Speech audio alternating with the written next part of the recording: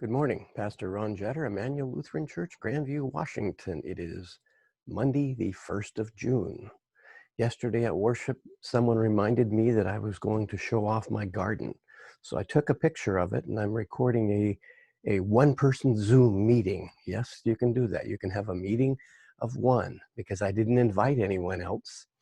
So I'll record this and then post this to YouTube for you to watch it, because if you're curious about my garden, well, here it is.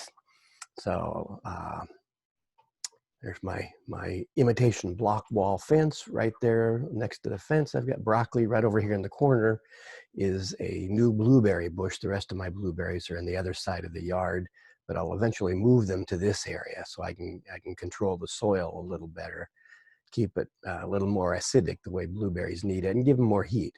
Now there's the broccoli coming up, and then there's green leaf, also known as salad bowl lettuce, behind it. Then mixed lettuces, various kinds, and then 2 rows of carrots. These are multicolored carrots.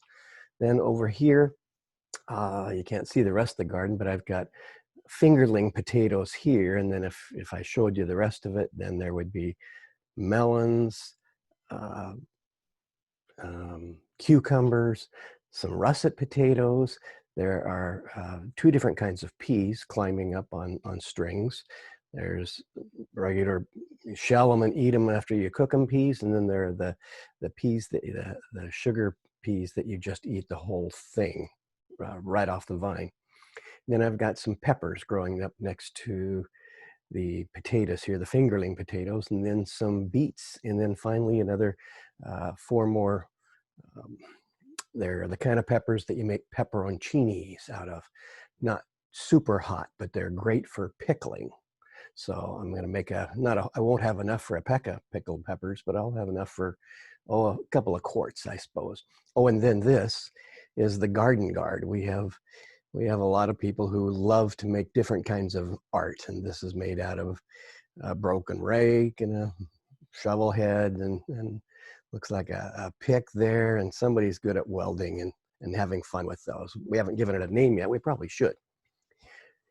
But it's a good topic, though, gardens, because one of the things that I remember my parents talking about was their victory garden, that everybody in America who could grow a garden should grow a victory garden, because by participating in something active that way, they were making sure that there was always enough food for those who served, that we were never taking away from the war effort, that we would always be able to send things like milk, sugar, certain kinds of things overseas, because we were growing enough in our own backyards to make up for what we might otherwise do.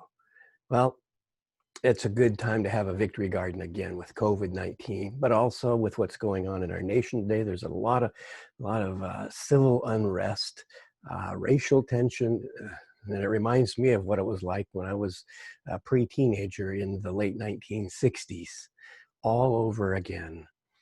And well, a garden's a good way to, first of all, be at peace, because when you're gardening, your mind isn't really wandering around other things. You're not thinking a lot of stray thoughts. You're thinking, this is a place where I can be at peace, where I can work with what God has provided. I've got my hands, I've got the sun, I've got the soil, I've got water, I've got seed, and I've got time, and enough creativity and imagination to be able to put that garden in, to work it and to wait. Obviously, mine's been growing a little while. I didn't just plant it. It's been there a while. But gardens have been part of the biblical understanding of what blessing is about. And we have a food box, a blessing box. And food is a blessing, first of all, to us. All food is a blessing. All food is a gift. There's the story of the farmer who was asked by the pastor if he would take over the care of a piece of land that someone had left to the church, since it was right next to the farmer's own land, adjacent to it. And the farmer said, okay, I'll do that. It was a mess. The fences were broken. All the plants had died out and replaced by weeds. So the farmer spent a lot of time, all of his spare time that he could, in rehabilitating that land and bringing the earth back to where it could grow good things, mending fences, and then planted good crops then that he could then give away to people in the church. And the pastor said, well, let's come out and have a blessing for it at harvest time. And the pastor said, isn't it amazing what God has done with this land that was given to the church? And the farmer says, well, I don't mind if I take a little bit of credit, because it seems to when God was farming it all by himself, it wasn't growing a lot of food for anybody. There is that part of us that says we want to take credit. And we do. My garden didn't plant itself. It doesn't water itself. It's not weeding itself. Weeds don't grow in rows. They just grow. That's what makes them weeds. They're not useful. But gardens are God's invitation to cooperate with creation, to help create sustainable food supplies for ourselves and for our neighbors. Gardens are a gift from God with which we are able to fulfill our prayer. Lord, give us today our daily bread. Give us the sun, the soil, the seed, the water, and the strength of our hands and our backs, and the tools to work that land and create that garden. First garden is, of course, right there in the very first chapter of the first book of the Bible. Genesis chapter 1, verses 11 and 12. Then God said, let the earth put forth vegetation, plants yielding seed, and fruit trees of every kind on earth that bear fruit with the seed in it. And it was so. The earth brought forth vegetation, plants yielding seed of every kind, and trees of every kind bearing fruit with the seed in it. And God saw that it was good. And later on in the next chapter, we find that garden, that original garden where God created and inhabited the first humans, we call that Eden. It was good. It was everything they needed. And the implication is that the garden did pretty much grow on its own, that God was the farmer, that Adam and Eve really didn't have to do much until sin entered. And sin is the reason we toil. Sin is why we have to use our back and our hands and our time and our energy to make food. So that's the one of the old ancient explanations for why we have to work. We weren't meant to just sit back and enjoy. Well, I think work's good for us, though. Sin is in the world. We see that all around us, and we are doing our best to say, in troubled times, let the hungry come to us, and we will grow our gardens. We will plant our food. And I don't know how much of my garden I'm going to be able to put into the blessing box. Maybe the potatoes when I harvest them later this year. Lettuce, if I knew someone was going to take it right away, I'd be happy to put some in there, because people need fresh vegetables. That's one of the things that people don't get in their diet. I remember when my daughter was in the Peace Corps, living in a remote village that had really no infrastructure in South Africa.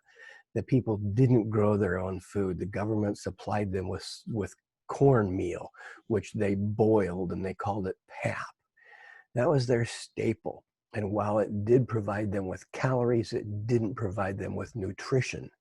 The only meat that they could afford on a regular basis was chicken feet, the part of the chicken that those who had resources didn't want. So life was very difficult for the people.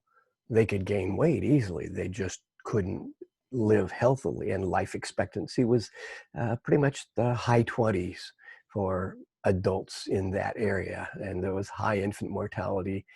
tuberculosis and AIDS were rampant. And a lot of it was because they didn't have healthy diets. They didn't have land that could grow food. They didn't have a water supply to do it, uh, except where they worked for it and worked very hard to plant at least a few fruit trees. And they tended those trees. Their avocado trees and their mango trees, their papaya trees, those are about the only things they could really grow in that part of northeastern South Africa with the kind of clay soil they had. But they did what they could and then subsisted on what the government provided. That was what apartheid did to those people, put them on land that was pretty much useless for the haves, and the have-nots uh, are struggling to this day. Even after Mandela came along, it didn't change reality for so many of the people. Food is so important. My daughter came back from that with such a compassion for feeding the poor, caring for the needy and the disenfranchised. And I love her example of service. She's a public health worker in California. And during this COVID-19 crisis, she's very busy. And a lot of what makes people unhealthy and more susceptible to not just getting COVID, but especially getting a very serious complication with it requiring hospitalization. It's about diet. An awful lot of it is about diet, about not eating enough of this kind of stuff, not eating the abundance of what we can grow. And this isn't a very big piece of land. My yard is much, much bigger than this. We all have the ability to do something. Even we have pots on our deck, and in those pots are strawberries, chives, basil, um, various kinds of other herbs and things. And we rely on those to flavor our dishes.